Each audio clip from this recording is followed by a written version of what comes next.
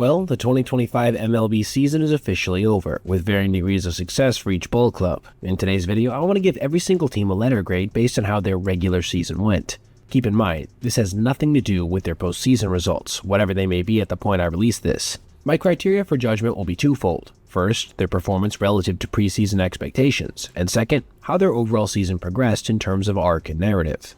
I will also be attempting to do so in roughly 30 seconds or less per club. I'm going to be going in alphabetical order, division by division, starting with the National League and the Atlanta Braves. This was, in no uncertain terms, an absolute disaster of a season for a team that had nothing less than the expectation of a postseason berth entering the campaign. And while yes, they dealt with a litany of injuries, there was more than enough underperformance to go around as well, leading to a team finishing solidly below the 500 mark despite a late season surge. This thing was a nightmare front to back, and I'm pretty sure every Braves fan out there will be looking to forget it. F. Who would have guessed that the Marlins would actually have a better record than Atlanta coming into the season, only finishing 4 games out of a wildcard spot? They saw the emergence of multiple players that will be huge for them going forward, like Kyle Stowers, Jacob Marcy, Agustin Ramirez, and a host of usable arms in the bullpen. With all the issues they have yet to solve, you can't argue with the heart of this team overall. B. Oh, the Mets. My goodness. What is there even to say? They went out over this offseason and spent what felt like billions of dollars on a roster construction that wasn't even able to make the playoffs after being the best team in baseball through early June. Poorly timed injuries, insane bouts of unclushness, and a roster that sneakily lacked depth all contributed to their downfall in Miami and what has become a near tradition for them. How could they get anything less than an F? I was one of, I think, quite a few people in the baseball space that thought the Nationals were going to be an interesting team for 2025. They not only had a number of very intriguing players, but some decent prospects as well that seemed to be on the cusp of making their big league debut. And while a number of these guys definitely did perform well, they were not complemented by anything in the way of overall production, leading to their squad having the second worst run differential in the entire sport, being one of only 2 with a sub-200 mark. D. I think Philadelphia is a good example of a club that managed to almost exactly meet their expectations coming into the year, even if they did start a bit rocky relatively speaking, as they ended up running away with the East after the Mets fell apart.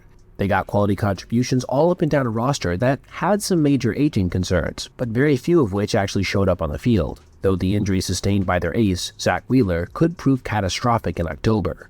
A.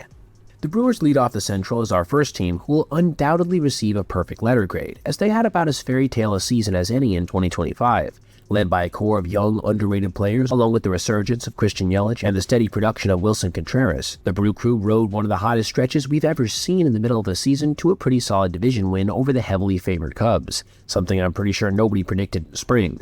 A+. St. Louis had an uneven year, though I would struggle to say it was disappointing per se, even though they ended up finishing below 500 on a 4-game losing streak, as they were in the playoff picture much longer than I think a lot of people predicted they would be. And they saw some decent development from some of their young talent, finally starting to get a picture of what a decent Cardinals roster might look like going forward. So while it didn't blow anyone away, I don't think it was a failure in any respect. C. The Cubs looked like they might be a 100-win team for much of the first half, toting one of the most powerful lineups in the game and one of its brightest young stars in Pete Crow Armstrong, along with some impressive depth up and down the roster. But pretty much every one of these things fell apart somewhat in the second half, allowing Milwaukee to step in and take the division handedly. Still, somewhat easily making the postseason after a relatively long drought shouldn't be ignored. B+. The Pirates are a tough team to evaluate in some respects to me. Yes, they finished last in the division, 10 games under 500, but they had stretches where they were pretty good, and they do have some of the best young pitching in the sport, led by soon-to-be Cy Young winner Paul Skeens. I just have a hard time giving them props when they so obviously could have and should have been around 500 with even a small investment over the prior offseason into their offense. For that reason, I'm going to knock them down a bit to a D.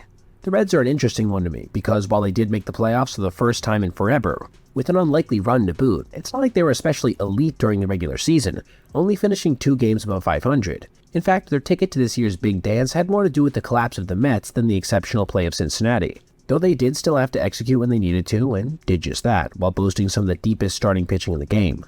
B+.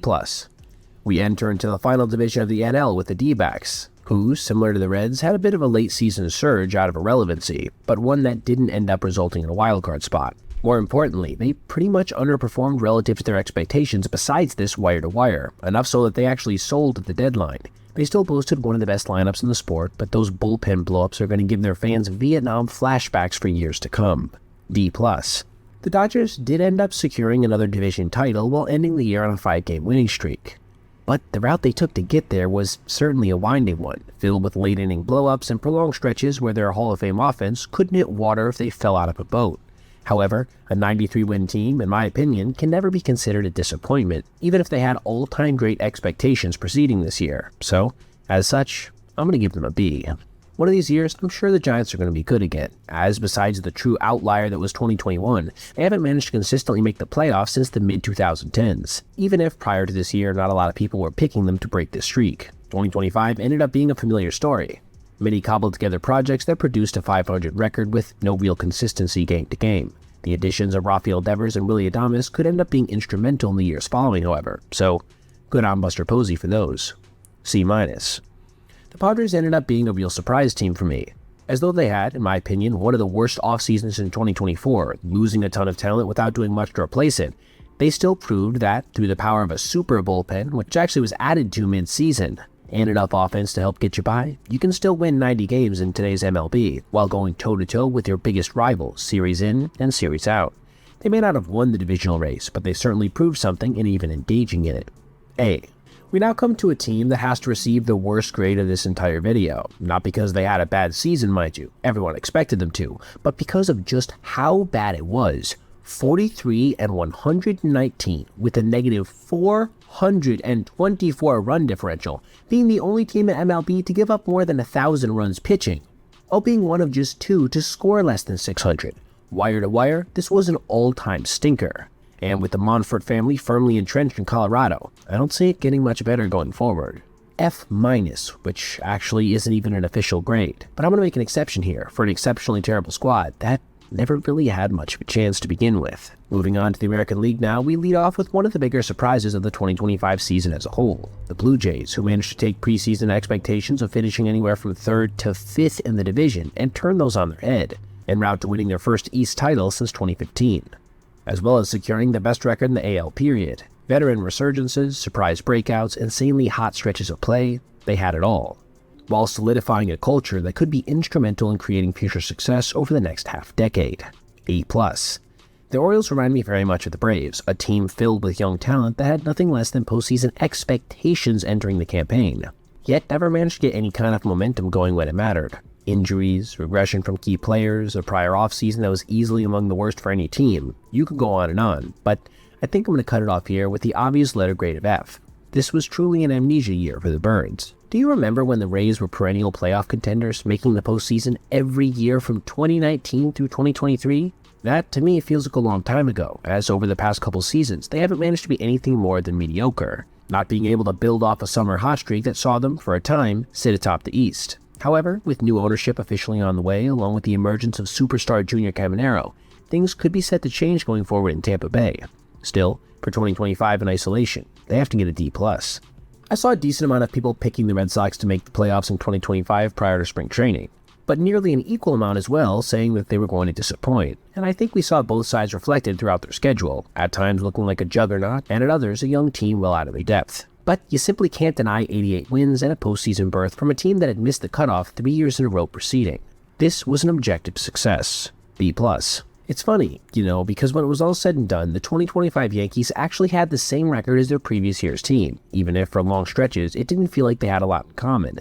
Whereas last year's identity was more so wrapped up in the success of a couple of key superstars, this year relied much heavier on an overall deeper balance of depth spread throughout the roster in general, and in my opinion, besides one really bad stretch around the trade deadline, it worked to greater game-to-game success. And hey, the proof is in the pudding. They only finished a tiebreaker shy of being the best team in the entire American League. A. Leading off the AL Central, we have an interesting one, being the Guardians. Now, I know a lot of people in the MLB media are really high on this team right now because they managed to overcome one of the biggest divisional deficits in the history of Major League Baseball, jumping over 15 games in a month to overtake the Tigers. But I think it's important to consider that this was a team that, in 2 out of the last 3 years, won their division with a positive run differential and 90-plus wins, only to, this year, win 88 with a -6 ratio. Hot streak notwithstanding, I don't think I can give this team any higher than a B+ for that reason. The Royals are one of my personal lower-key disappointments. as they followed up a postseason berth when they were 5 games over 500 by regressing to 82-80, seeing a number of their previous year's key contributors not manage to come through for them when they needed most. Witt Jr. still had an amazing season, Maikel Garcia and Vinny Pasquantino's breakouts were awesome, but besides this, there wasn't a ton to chew on. C-. Detroit might be the hardest team to grade of this entire video, considering that they went through pretty much everything you can in one year.